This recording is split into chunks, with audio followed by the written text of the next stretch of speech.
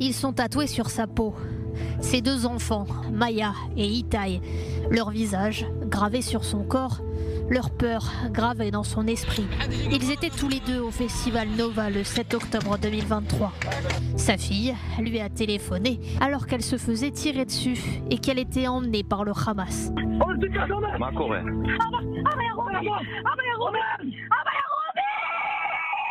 לא יודע, איפה את?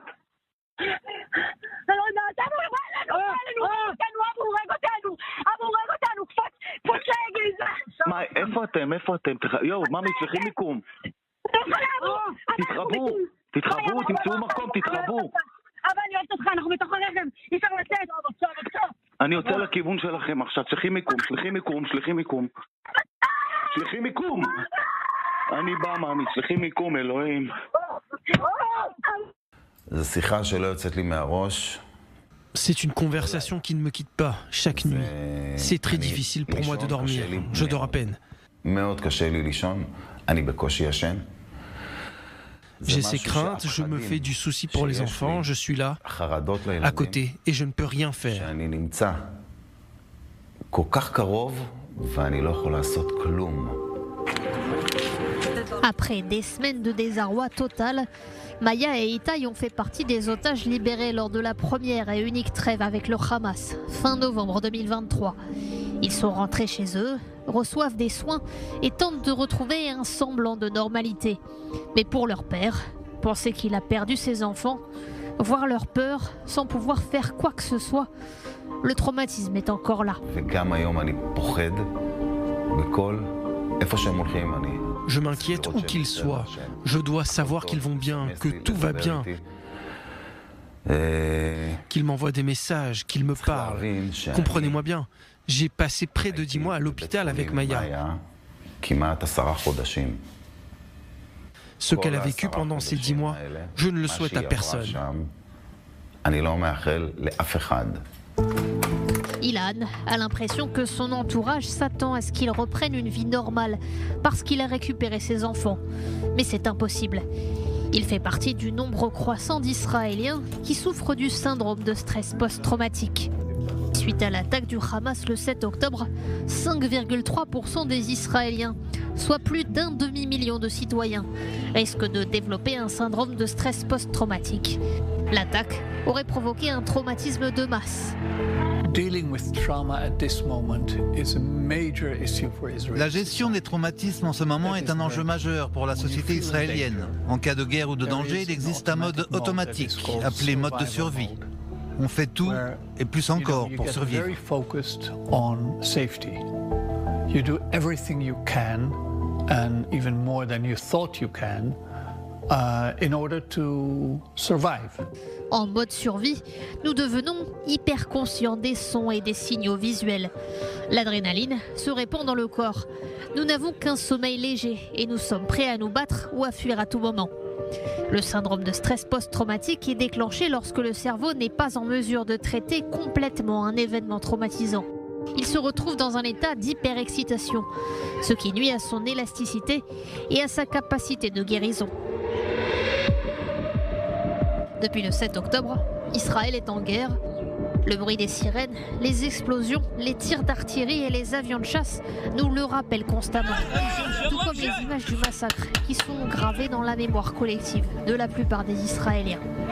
La grande majorité d'entre eux apprend à vivre avec, et avec le temps, leur cerveau guérit et quitte le mode survie. Mais beaucoup n'y parviennent pas.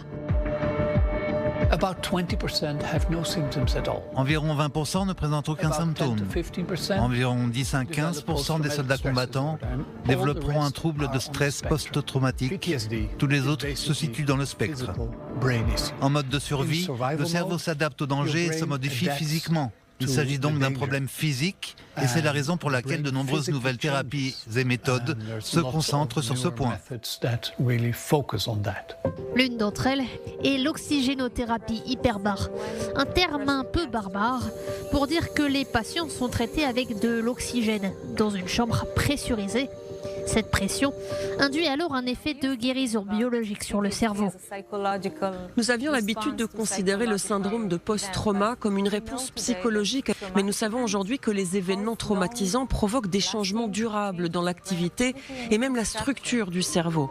L'idée est de soutenir les mécanismes naturels de guérison de notre corps. Le processus se déroule en 2 étapes.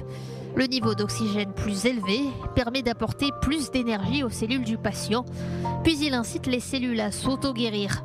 Une fois que le patient retourne dans le monde normal. Le patient entre dans la chambre. Chaque masque est individuel. Oui, individuel. Vous respirez 100% d'oxygène via ce masque.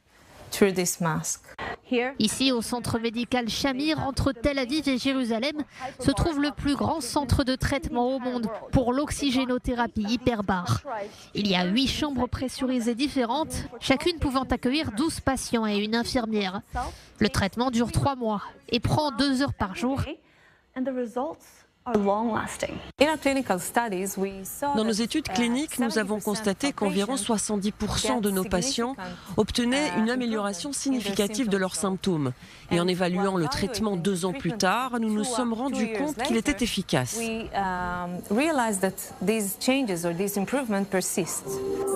L'équipe de recherche a publié les derniers résultats de son étude le mois dernier. La thérapie fait désormais partie d'un vaste programme de traitement du syndrome de stress post-traumatique, proposé par le ministère de la Défense israélien. Le département de réadaptation du ministère dit avoir reçu quelques 12 000 soldats depuis le début de la guerre, dont 5 200 souffraient d'un syndrome de stress post-traumatique. Pour l'instant, le programme est exclusivement réservé aux vétérans souffrant d'un syndrome diagnostiqué, qui n'ont pas réagi à d'autres traitements, mais de nombreuses personnes ne sont pas diagnostiquées pendant des années et passent à travers les mailles du filet. Ilan Regev est l'un d'entre eux. En proie à des symptômes spécifiques du stress post-traumatique, il n'a pas reçu de diagnostic officiel. Lorsque j'en parle, ça me fait du bien.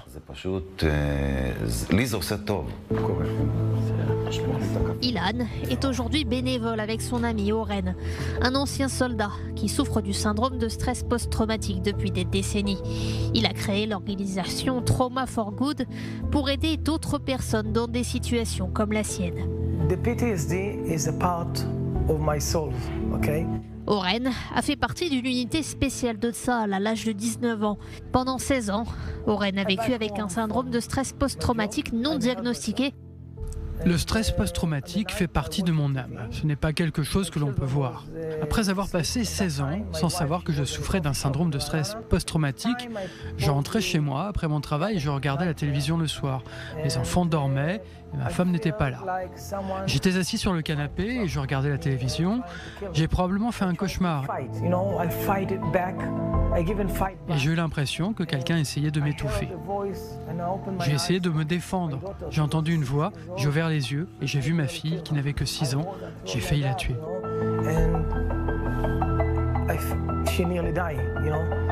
Oren a finalement été diagnostiqué et s'est fait soigner. La situation s'est nettement améliorée.